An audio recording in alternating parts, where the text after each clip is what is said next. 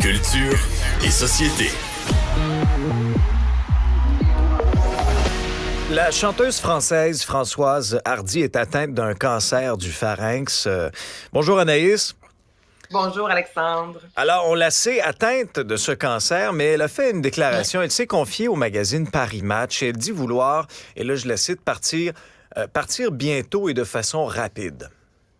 Exactement. Donc, comme tu l'as mentionné, elle est suivie depuis plusieurs années pour un cancer du pharynx. Elle a eu plus de 55, Alexandre, radiographies. C'est radiothérapie, dis-je bien, c'est énorme. Et en entrevue, justement, dans le Paris Match, à plusieurs reprises, on lui a posé des questions sur, sa santé, sur ses projets à venir. Et ce qui revenait à chaque fois dans la réponse, c'était ce désir-là de pouvoir nous quitter, et ce, le plus rapidement possible. Je rappelle qu'au mois de février prochain, le projet de loi pour le modèle français de la fin de vie sera déposé. Et ce qu'elle dit dans le Paris Match, en fait, c'est en raison de ses radiothérapies, maintenant, elle voit flou, et ce, constamment. Donc, elle dit, je ne peux plus lire. Je ne peux plus écouter la télévision. Elle dit déjà que ma vie est rendue plate. Avant, au moins, je pouvais écouter un bon film pour tenter un peu de m'évader. Elle dit, je ne peux plus faire ça. Elle dit, j'ai constamment le nez bouché. Ça fait en sorte que j'ai la gorge, entre autres, constamment asséchée. J'ai un manque d'équilibre constant.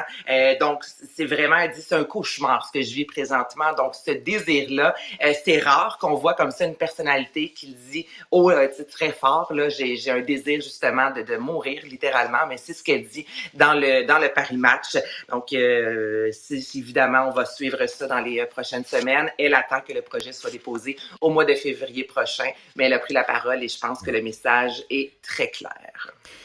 On va aller ailleurs maintenant. Oui. Est-ce que je suis un grand fan de la série Indéfendable là, à TVA, honnêtement, j'en manque pas. Oui, c'est aussi. Ah oui, toi aussi? Bon, parfait. Et là, on sera tous les deux très contents, puis des centaines de milliers de personnes aussi d'apprendre qu'il y aura bel et bien une 3e saison pour Indéfendable à l'automne 2024. Est-ce que Poncho écoute Indéfendable? Ah oui, Poncho est un fidèle téléspectateur aussi, le petit chien de famille.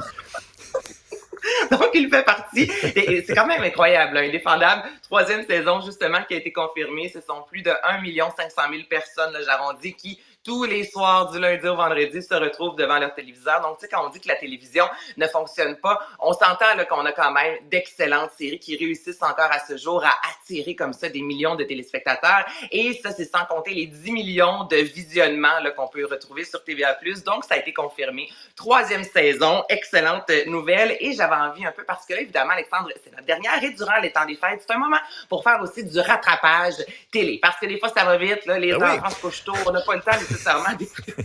Pas juste mais les enfants se couchent tôt. Pas juste les enfants. Moi, c'est la seule émission que je peux écouter en direct Indéfendable parce que je me couche à 7h30. Donc, dans le temps des fêtes, c'est là où je rattrape, moi, mes séries télé, là. Après une petite journée en ski, un petit feu de foyer au chalet, puis là, j'écoute mes séries. Tellement.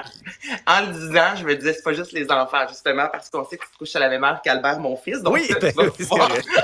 Des fois même avant. Plus tard, Alexandre. Durant les fêtes. Donc, je rappelle aux gens tout d'abord que ce dimanche, c'est l'émission qui va célébrer le 25e anniversaire des Boys. Donc, c'est animé par Michel Charette. Il n'y en aura pas eu de facile. Manquez pas ça, 19h30. Donc, on a recréé le bar chez Stan avec toute la belle cohorte des Boys. Vraiment, là, dans les émissions à ne pas manquer ce dimanche. Et sinon, dans le Journal de Montréal, il y a un beau petit, bel article, je te dirais, mettant de l'avant plusieurs séries sur Club Illico, dont Détective surprenant. C'est tout nouveau avec Patrick Yvon, entre autres, Catherine Brunet. C'est excellent. 6 épisodes, je me suis clenché ça en l'espace de 24 heures, Alexandre. Donc, si vous aimez évidemment tout ce qui met de l'avant, les meurtres, là, tout ce qui est séries policières, détectives et tout ça, c'est vraiment ce que vous allez adorer. Il y a sinon Les Révoltés, entre autres, avec Pierre-Luc Funk, Sarah-Jeanne Labrosse, à mettre de l'avant. Si vous avez un peu de la broue dans le toupette, Les Perles avec Bianca Gervais, une mère justement qui a un petit peu à bout, je te dirais, de sa vie, qui a besoin de s'évader. Donc, plusieurs séries comme ça, Alexandre, à ne pas manquer, à réécouter ou à découvrir durant la période des fêtes. Et tout ça, c'est sur Club Illico et l'article est dans le Journal de Montréal. Excellent, j'ai pris des notes. Merci beaucoup, Anaïs. Bye bye, Alexandre. Salut.